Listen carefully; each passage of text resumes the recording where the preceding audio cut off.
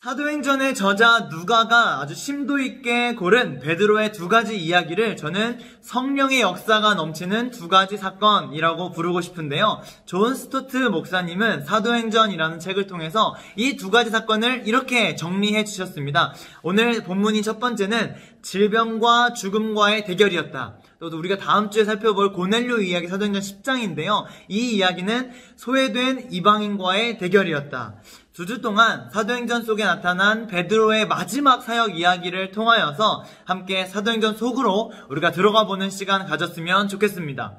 자, 오늘 본문의 첫 번째 장면을 보면 33절 애니야라는 사람이 등장합니다. 한번 읽어볼까요? 거기서 그는 8년 동안이나 중풍병으로 자리에 누워있는 애니야라는 사람을 만났다.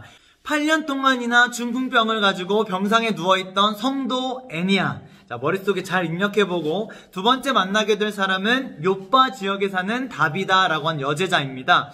그런데 요빠에 다비다라는 여제자가 있었다. 그 이름은 그리스말로 번역하면 도르가인데 이 여자는 착한 일과 구제 사업을 많이 하는 사람이었다. 착한 일과 구제 사업을 많이 하는 사람. 이 사람은 37절에 보니까 병에 걸린 것뿐만 아니라 이미 죽었다라고 기록되어 있습니다. 시신을 씻겨가지고 다락방에 두었다라고 하는 것은 이미 살아날 희망이 없다, 소망이 없다라고 하는 것이겠죠. 오늘 본문은 이렇게 루다의 애니야와 요빠의 다비다 이야기로 전개됩니다. 지역과 대상은 달랐지만 육체의 고통을 겪고 있는 사람들을 베드로가 만났고 그 베드로의 사역 이야기를 통해서 우리가 세 가지 공통점을 한번 살펴보려고 합니다. 중풍병으로 고생하고 또 목숨이 끊어져 버린 사람에게 찾아가서 선포했던 베드로의 선포가 동일했습니다. 중요한 부분이니까 한번 읽어보죠. 루다 지역의 중풍병자 애니야. 사도행전 9장 34절 베드로가 뭐라고 했는지 한번 잘 들어보세요. 베드로가 그에게 애니야여 예수 그리스도께서 그대를 고쳐주십니다. 일어나서 자리를 정돈하시오 하고 말하니 그는 곧 일어났다. 아멘. 요빠 지역에 숨이 끊겨서 소망이 사라진 다비다. 사도행전 9장 40절 제가 한번 읽어보겠습니다. 베드로는 모든 사람을 바깥으로 내보내고 나서 무릎을 꿇고 기도를 하였다. 그리고 시신 쪽으로 몸을 돌려서 다비다여 일어나시오 하고 말하였다. 그 여자는 눈을 떠서 베드로를 보고 일어나서 앉았다. 루다의 애니야에게는 예수님께서 당신을 고쳐주십니다 라고 말했고 또 요빠의 다비다에게는 앞에 가서 무릎을 꿇고 기도합니다.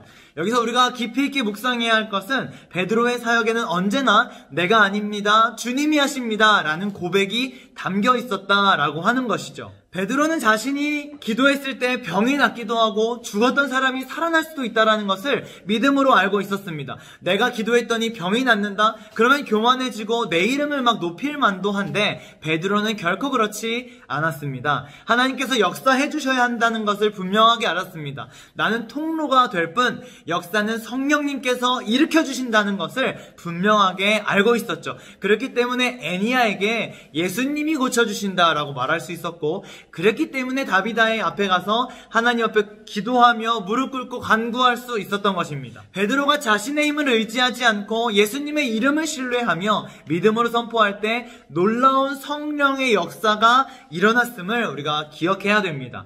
우리의 인생에 어떠한 일도 내가 할 수 있는 것이 없습니다. 주님이 하십니다. 내 안에 살아 역사하시는 성령님께서 하십니다. 라는 고백이 있어야 성령의 역사가 넘쳐나게 된다라는 것입니다. 한 해를 시작하며 2021년 내가 세운 모든 계획들, 기대하고 있는 수많은 일들, 모든 순간들 주님 아니면 나는 할 수 없습니다 라는 고백으로 여러분의 인생이 충만해지기를 예수님의 이름으로 축복합니다. 두 번째 공통점은 예수님을 따라했다라는 것에 있습니다. 애니야 앞에서 예수님이 고쳐주신다라고 말했던 베드로는 그 다음에 그에게 다가가서 일어나서 자리를 정돈하시오 라고 말합니다. 이 선포는 예수님이 이미 보여주셨던 것인데요. 요한복음 5장에 보면 38년 된 병자가 나오게 되죠. 그때 그 병자에게 예수님이 이렇게 말씀하십니다. 요한복음 5장 8절 예수께서 그에게 말씀하셨다. 일어나서 내 자리를 걷어가지고 걸어가거라. 이 사건을 눈으로 목격하고 몸으로 느꼈던 베드로는 예수님이 사역하실 때 병자를 고치셨던 방법 그대로 애니야를 향해 일어나서 자리를 정돈하라 라고 담대하게 선포합니다. 그때 애니야가 곧바로 일어나게 되죠. 요바로 넘어와 목숨이 끊어진 다비다 사건에서도 베드로가 베드로가 예수님을 따라하는 모습을 보여줍니다. 다비다의 집에 도착한 베드로는 모든 사람들을 다 밖으로 내보냅니다. 그리고 죽어있는 다비다를 보고 일어나라 라고 말합니다. 마가복음 5장 40절 41절 한번 읽어보겠습니다. 그들은 예수를 비웃었다. 그러나 예수께서는 그들을 다 내보내신 뒤에 아이의 부모와 일행을 데리고 아이가 있는 곳으로 들어가셨다. 그리고 아이의 손을 잡으시고 말씀하셨다. 달리다 굼. 이는 번역하면 요 소녀야 내가 내게 말한다. 일어나거라 하는 말이다. 아멘. 예수님께서 죽어있던 소녀를 일으키실 때 베드로는 그 자리에서 그 사건을 목격했습니다. 그렇게 예수님은 승천하시고 베드로 눈앞에 계시지 않지만 베드로는 그 모습을 기억하면서 예수님을 따라하고 예수님을 닮아가고 예수님처럼 살아가며 기적의 역사들을 보이고 있었던 것이죠. 여러분, 우리 인생에 영원한 롤모델은 예수님이셔야만 합니다. 할렐루야. 여러분들이 저와 선생님들을 통해서 예수님을 바라볼 수 있기를 소망합니다. 예수님을 따라서 예수님을 닮아서 예수님처럼 살려고 노력하며 살아갈 때 우리는 비로소 성령의 역사하심, 성령의 능력을 마음껏 누리는 인생이 되게 될 것입니다. 우리가 오늘 찬양한 것처럼 예수님을 닮아가는 2021년이 되었으면 좋겠습니다. 예수님을 따라 살아갈 때에 성령 충만의 역사들을 마음껏 누리게 되는 여러분 되기를 간절히 소망합니다. 마지막 공통점은 기적의 결과입니다. 루다에서 애니아를 고칩니다. 욥바에서 다비다를 살렸습니다. 그래서 결과가 뭡니까? 35절과 42절입니다. 한번 읽어볼까요? 루다와 샤론에 사는 모든 사람이 그를 보고 주님께로 돌아왔다. 그 일이 온 욥바에 알려지니 많은 사람이 주님을 믿게 되었다. 결과가 아주 짧고 명확하며 분명합니다. 루다에 사는 애니아가 고침받자 루다와 샤론에 사는 모든 사람들이 주님께로 돌아옵니다. 욥바에 사는 다비다가 살아나자 온 욥바 사람들이 주님을 믿게 됩니다.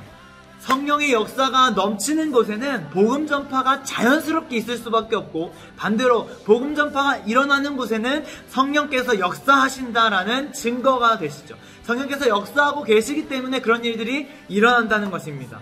2021년 올해 중등부 주제는 성령의 역사가 넘치는 중등부입니다. 사랑하는 중등부 친구들, 오늘 우리가 살펴본 것처럼 나를 부인하고 주님이 하셨습니다. 내가 아니라 주님이십니다 라고 고백하고 예수님을 닮겠습니다. 예수님을 따라하겠습니다. 예수님이 이 땅에서 보여주셨던 수많은 일들 내가 그 예수님을 닮아서 살겠습니다 라는 다짐과 함께 실천의 삶으로 드러난다면 나를 통해서 내 주변이 복음으로 물들게 될 것입니다. 그것이 바로 성령의 역사가 충만한 교회가 되는 것이고 그것이 바로 성령의 역사가 충만한 여러분이 되는 것입니다. 그렇게 성령 충만한 역사가 우리 중등부 공동체 그리고 우리 주변의 수많은 곳에 널리 퍼지길 소망하며 말씀대로 살아가는 여러분의 한 해를 응원하고 축복합니다.